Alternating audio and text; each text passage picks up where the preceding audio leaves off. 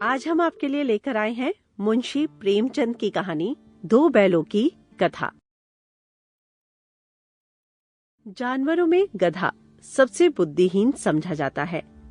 हम जब किसी आदमी को पहले दर्जे का बेवकूफ कहना चाहते हैं तो उसे गधा कहते हैं।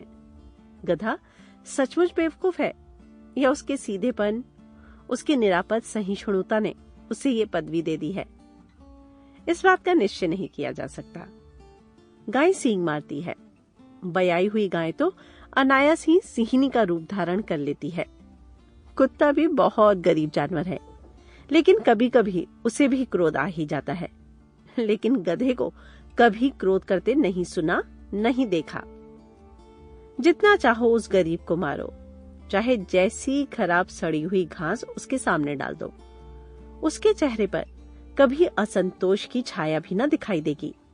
बैसाख में चाहे एक आध बार कुलेल कर लेता हो, पर हमने तो उसे कभी खुश होते नहीं देखा।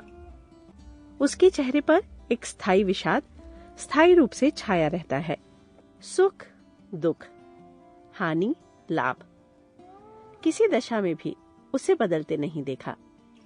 ऋषियों मुनियों के जितने गुण हैं, वे सभी उसमें पराकाष्ठा को पहुंच गए हैं, पर आदमी उसे बेवकूफ कहता है। सद्गुणों का इतना अनादर कहीं नहीं देखा। कदाचित सीधापन संसार के लिए उपयुक्त नहीं है। देखिए ना, भारतवासियों की अफ्रीका में क्यों दुर्दशा हो रही है? क्यों अमेरिका में उन्हें घुसने नहीं दिया जाता?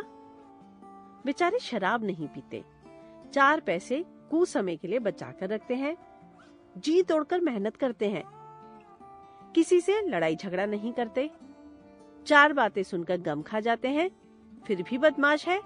कहा जाता है जीवन के आदर्श को नीचा करते हैं। अगर वे भी ईंट का जवाब पत्थर से देना सीख जाते तो शायद सभ्य कहलाने लगते। जापान की मिसाल सामने है।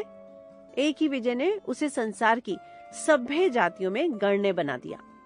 लेकिन गधा का एक छोटा भाई और भी है, जो उससे कुछ ही कम गधा है।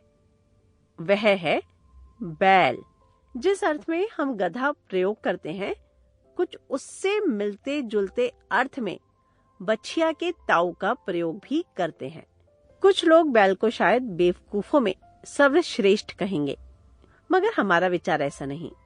बैल कभी कभी मारता भी है, कभी कभी अड़ियल बैल भी देखने में आता है, और भी कई रीतियों से वह अपना असंतोष प्रकट करता है।